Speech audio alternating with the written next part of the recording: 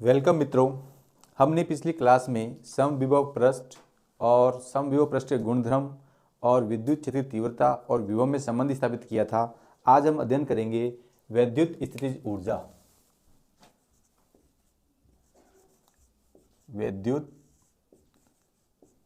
स्थितिज ऊर्जा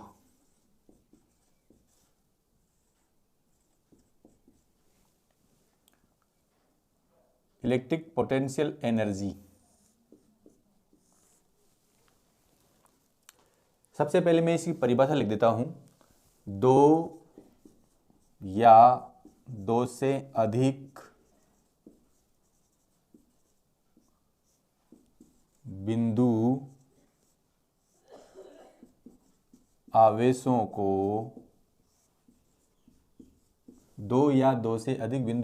को अनंत से लाकर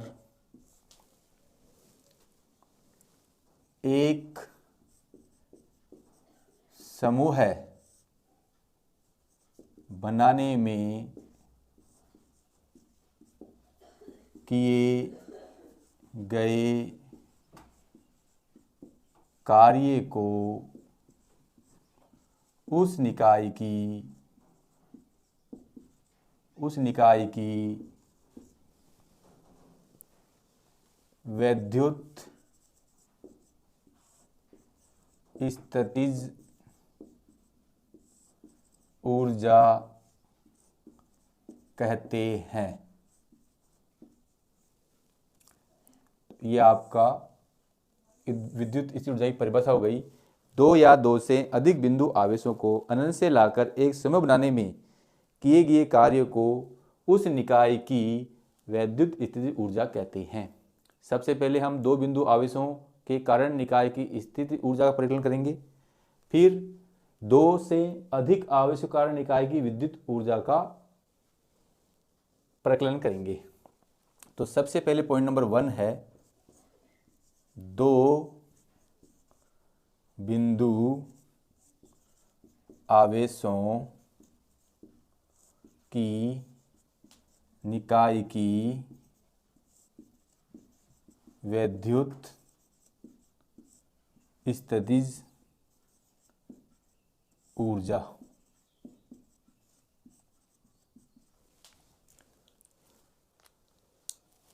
हमारे पास यहाँ दो बिंदु आवेश है, जैसा कि नाम से स्पष्ट है, दो बिंदु आवेश।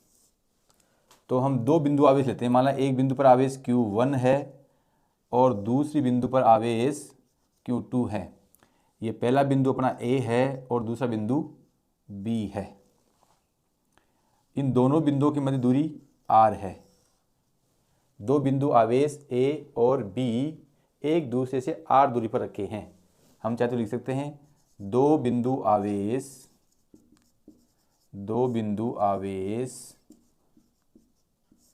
परस्पर R दूरी पर स्थित हैं। अब देखो, बिंदु A से R दूरी पर स्थित बिंदु B की विद्युत विभव हम जानते हैं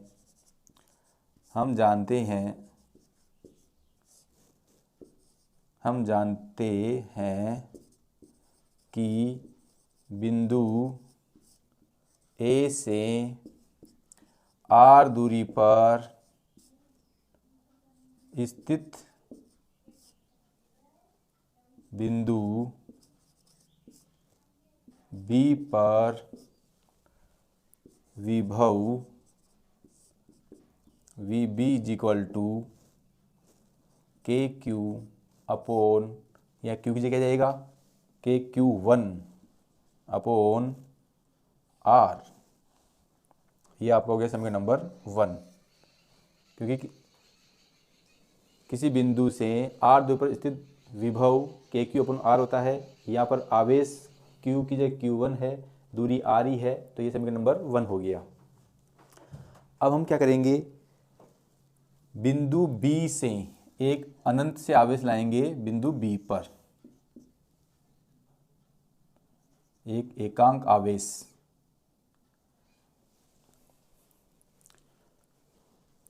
इकाई आवेश इकाई परीक्षण आवेश Q0 को अनंत से बिंदु B तक लाने में किया गया कार्य हम जानते हैं V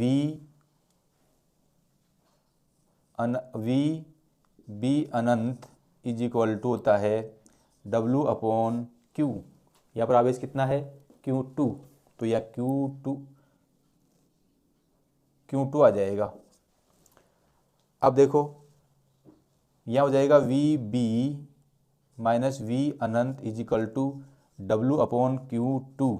और देखो हमें जानते हैं कि अनंत पर जो विभव होता है वो शून्य होता है, इसलिए ये क्या जाएगा VB is equal to W/Q2।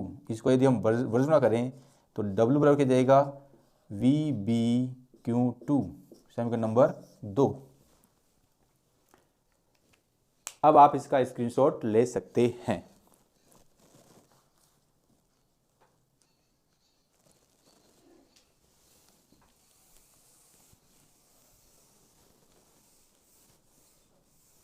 अब देखो समीकरण 1 का मान समीकरण 2 में रखने पर, ये देखो यहाँ थोड़ा गलत लिख दिया, इसको इससे गुणा करें तो VQ2 आएगा। समीकरण 1 से 2 में मान रखने पर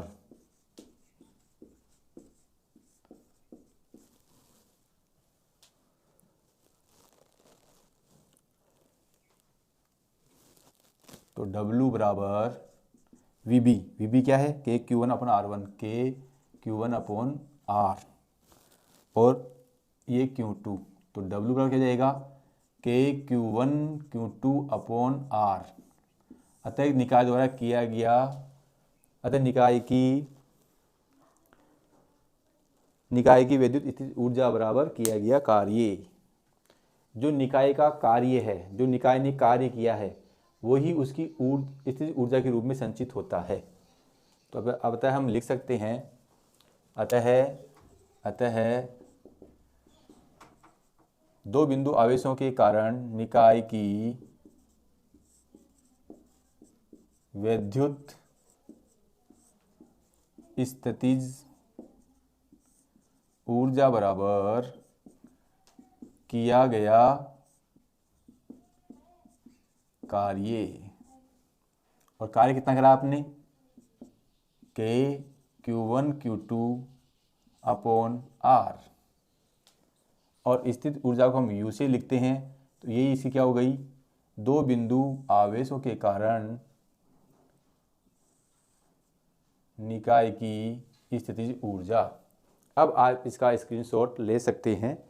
तो पॉइंट नंबर ए अपने पढ़ा, दो बिंदु आवेशों की निकाय की स्थितिज ऊर्जा, और वो आई आपकी UKQ1Q2/R²। अब इसी की सहायता से हम दो से अधिक आवेशों के कारण निकाय की स्थित विद्युत ऊर्जा का अध्ययन करेंगे।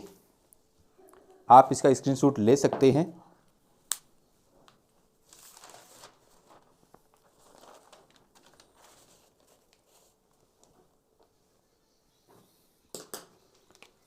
आशा करता हूं कि आपने स्क्रीनशॉट ले लिया होगा।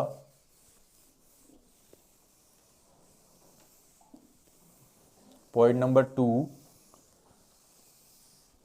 दो से अधिक आवेशों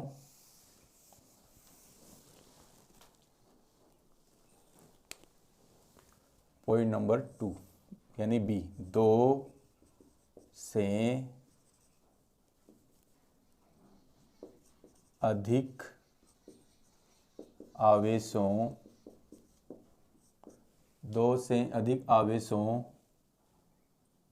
से बनी निकाय की वैद्युत स्थितिज ऊर्जा दो से अधिक आवेशों से बनी निकाय की विद्युत स्थितिज ऊर्जा। ये मान लो कि एक बिंदु आवेश है Q1, यहाँ पे बिंदु आवेश है Q2 और यहाँ पर एक बिंदु आवेश है Q3।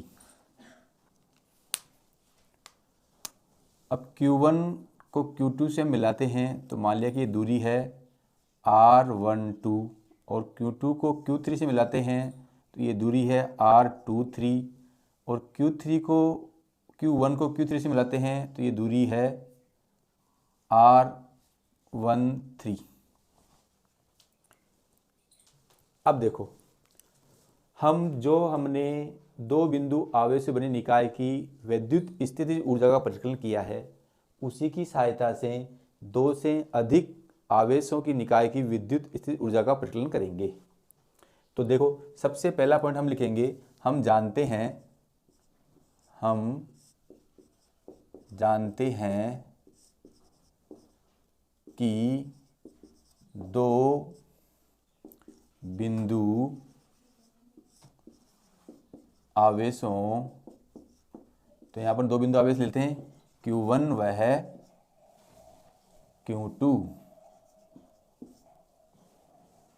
दो बिंदु आवेशों Q1 और Q2 के कारण निकाय की वैद्युत स्थितिज ऊर्जा U1 है। और हमने पढ़ा था कि किसी निकाय की वैद्युत स्थितिज ऊर्जा बराबर किया गया कार्य W या निकाय की स्थितिज ऊर्जा U बराबर KQ1 Q2 अपॉन R12 आई थी। अब देखो यहाँ पर ये दो आवेश Q1 Q2 हैं, इनके मध्य दूरी R12 है, वहाँ R आया था तो अभी R नहीं लिखते हैं उसमें। अब इसका यदि प्रयोग करें तो ये आपका क्या जाएगा KQ1 Q2 अपॉन R, क्योंकि मध्य दूरी क्या है R12, ये अपन ने माना है। क्लियर? ऐसे ही इसी प्रकार ये आपका समीकरण नंबर 1 हो जाएगा। फिर हम लिखेंगे दो बिंदु आवेश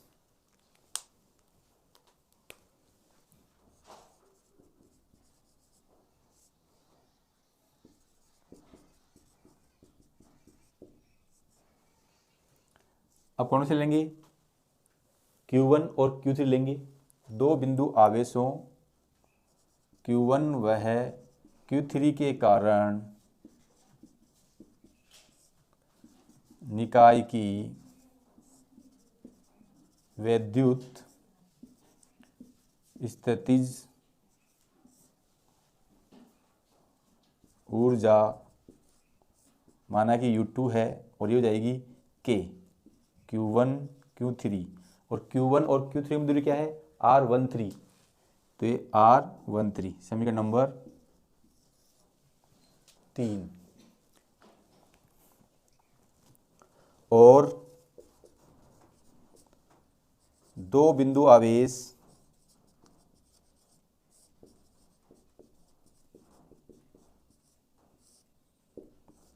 अब क्या लेंगे Q2 और Q3, Q2 वह Q3 के कारण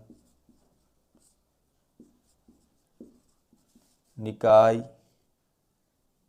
की वैद्युत स्थितिज ऊर्जा माना कि वो U3 है, आवेश Q2 Q3 है और Q2 और Q3 आवेश के मध्य दूरी R23 है। तो K Q1 Q3 R23 समीकरण नंबर 4। अब दो से अधिक आवेशों के निकाय की कुल विद्युत स्थिति ऊर्जा बराबर U1 U2 प्लस U3। अब आप इसका स्क्रीनशॉट ले सकते हैं। आशा करता हूं आपने स्क्रीनशॉट ले लिया होगा।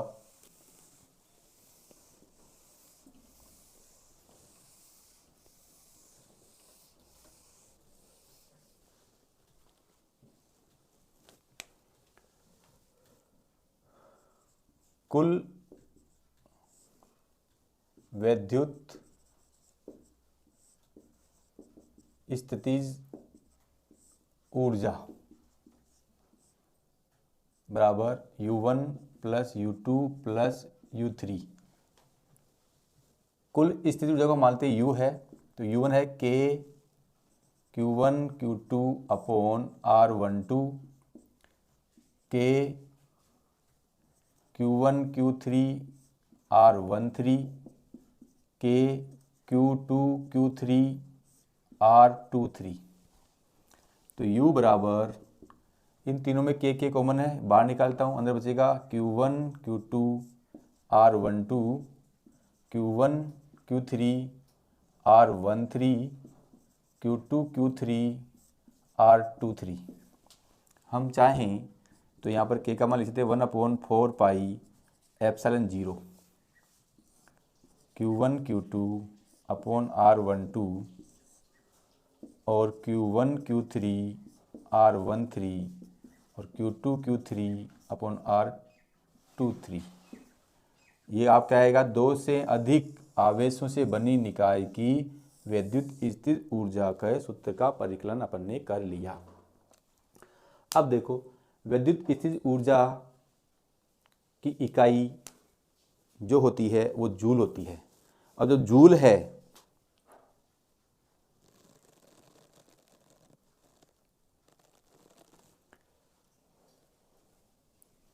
विद्युत स्थितिज ऊर्जा की इकाई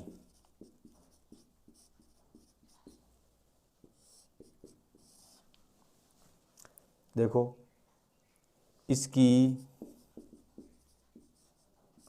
इकाई जूल होती है।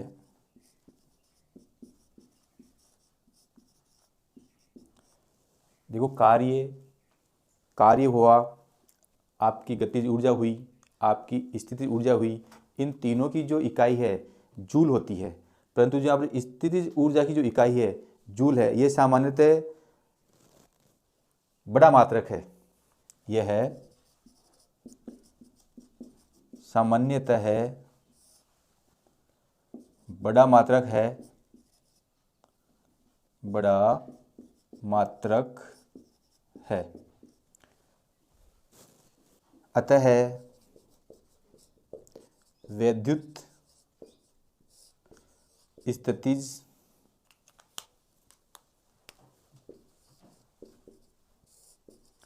ऊर्जा के लिए इलेक्ट्रॉन वोल्ट, जिसे EV भी लिखते हैं, इलेक्ट्रॉन वोल्ट को उपयोग किया जाता है। अब आप इसका स्क्रीनशॉट ले सकते हैं।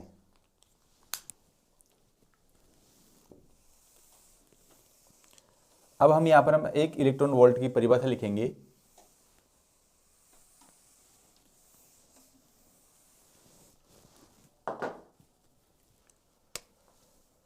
वन इलेक्ट्रॉन वोल्ट, यह है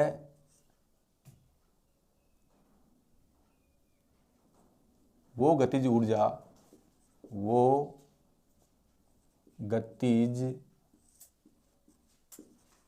ऊर्जा है जो जिसे वो गतिज ऊर्जा है जिसे कोई इलेक्ट्रॉन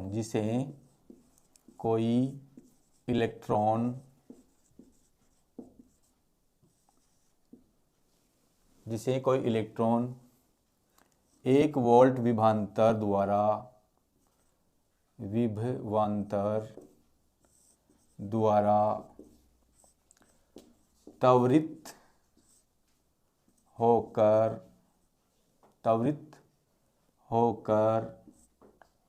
त्वरित होने में अर्जित करता है।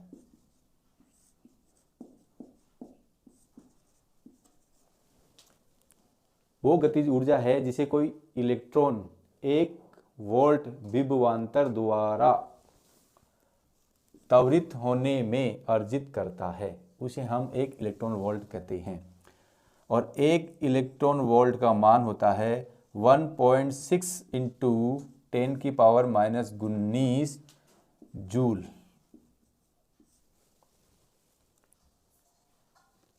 यहाँ तक आप इसका स्क्रीनशॉट ले सकते हैं। इसके अन्य मात्रक भी हैं जो मैं आपको बताना चाहूँगा।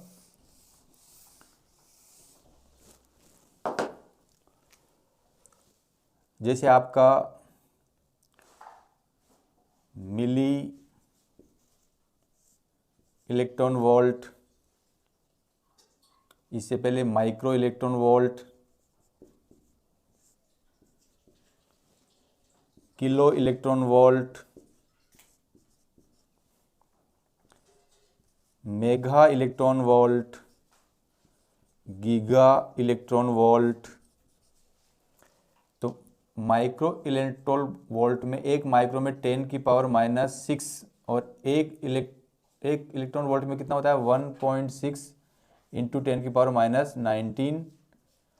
अब ये दोनों का आधार समान है और ये 6 है और ये 19 है, तो क्या हो जाएगा 1.6 इंटू 10⁻⁻25 जूल। ऐसे ही एक मिली में 10⁻³ होता है इंटू एक इलेक्ट्रॉन वोल्ट में 1.6 इंटू 10⁻⁹। तो ये कितना हो जाएगा -19 और -3 -22, तो 1.6 इंटू 10⁻⁻22 जूल। किलो का मतलब होता है 10⁻³ इंटू 1.6 इंटू 10⁻⁻⁹, तो 1.6 इंटू 10⁻⁻⁹ प्लस 3 यानी कि -16 जूल। मेगा का मतलब होता है 10⁻6 इंटू 1.6 इंटू 10⁻⁻⁹, तो 1.6 इंटू -19 प्लस 6, तो 10⁻13 जूल। गीगा का मतलब होता है 10⁹ इंटू 1.6 इंटू 10⁻⁻⁹, तो 1.6 ऐसे खींच जाएगा, -19 प्लस 9, तो 10⁻10 जूल। ये आपके वैद्युत स्थिर ऊर्जा के अन्य मात्रक हैं जिनका हम प्रयोग मात्रक के रूप में करते हैं, और इसकी बीमा वही होगी जो गतिज ऊर्जा की बीमा होती है या कार्य की बीमा होती है। तो आशा करता हूं कि आज का जो टॉपिक आपको समझ में आया होगा। आप मेरे चैनल को लाइक, कमेंट्स और सब्सक्राइब करना नहीं भूलें। धन्यवाद।